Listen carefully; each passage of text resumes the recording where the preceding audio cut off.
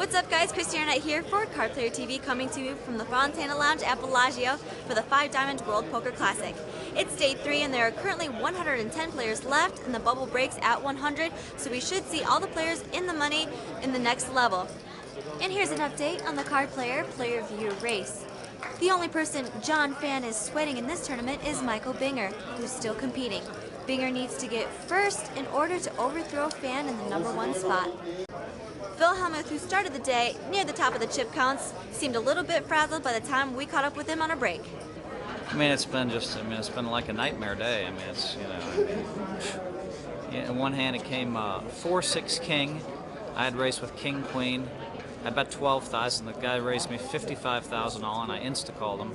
He had a 4 and a 3 in his hand, and he turned a flush draw, and then he rivered a 3. I mean, it was just one hand. It got raised, 7-8 re-raised. I called with 9s. Okay. It came 9-8-3. I flopped top set. He had a 7 and an 8. So he checked. I bet 25,000. He called. It was 9-8-3, 3 spades. The turn was a 10 of spades. So now 4 spades on board. Now he shoved for 76,000. I called, and he had the 8-7 of clubs. So it turns out he actually had some wins. He could actually win with an offsuit 6 or a jack, but he ended up getting a split. That cost me $135,000 a spade on the river, and it's just been like that. I mean, they've just beaten hand after hand. They've come over the top of me all day long. It feels like a bit of a nightmare, but I just can't give up. I just have to play it out and see what happens. It's been so the stuff that's happened to me has just been so unjust and so unfair for hours, but it's poker. Well, you guys are nearing the bubble. How is your play going to change? Are you going to get a little more aggressive or back off a little bit, since it seems like players are coming after you a little bit?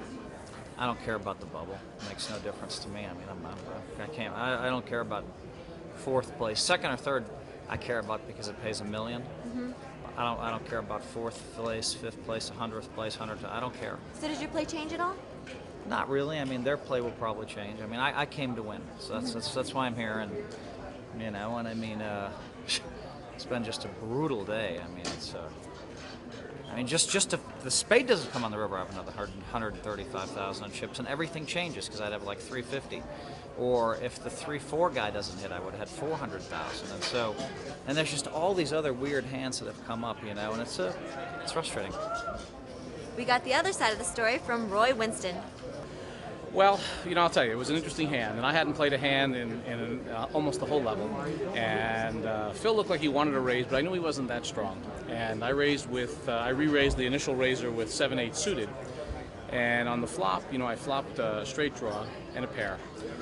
And it looks like he hit part of it, but I also, when he went back to look at his hand, he held his cards up, and I saw he had 2 red cards, so I knew he didn't have a spade. And he flashed his hand at me, which, the first time he ever did it to me, but he flashed his hand there. Mm-hmm. And so I saw that he had 2 red cards. So when the 4th spade comes, I know it's a perfect opportunity, and I figure he can't call. Yet he still called, which I actually think, without a spade in his hand, that's a crazy call to make. Yeah, he thinks if I have the spade, the board pairs, he still wins. Right. But that was his tournament life. We had almost had the same stacks. Maybe he had me covered by 10,000 chips. So for him to call that without a spade in his hand was interesting. And I love Phil. I think he's one of the greatest players of all time. I give him the utmost respect. But he's totally on tilt. He's playing crazy. He's playing a lot of hands, and people are playing back at him, and he's mucking, and he's off his game. And he started, I think, as maybe the chip leader or one of the chip leaders, and he has maybe 70, 80,000 in chips left. So it's going to be a tough level for me too, because I don't have much more than him, and I've never had any chips the whole event. But I think if you look at that hand, the way it played out, I thought it was a well-calculated move, and maybe he was so on tilt that he called. But regularly, without a spade in his hand, 4 spades on the board, he throws that hand away. Thanks for watching, and stay tuned into cardplayer.com, and we'll be back with a Day 3 recap.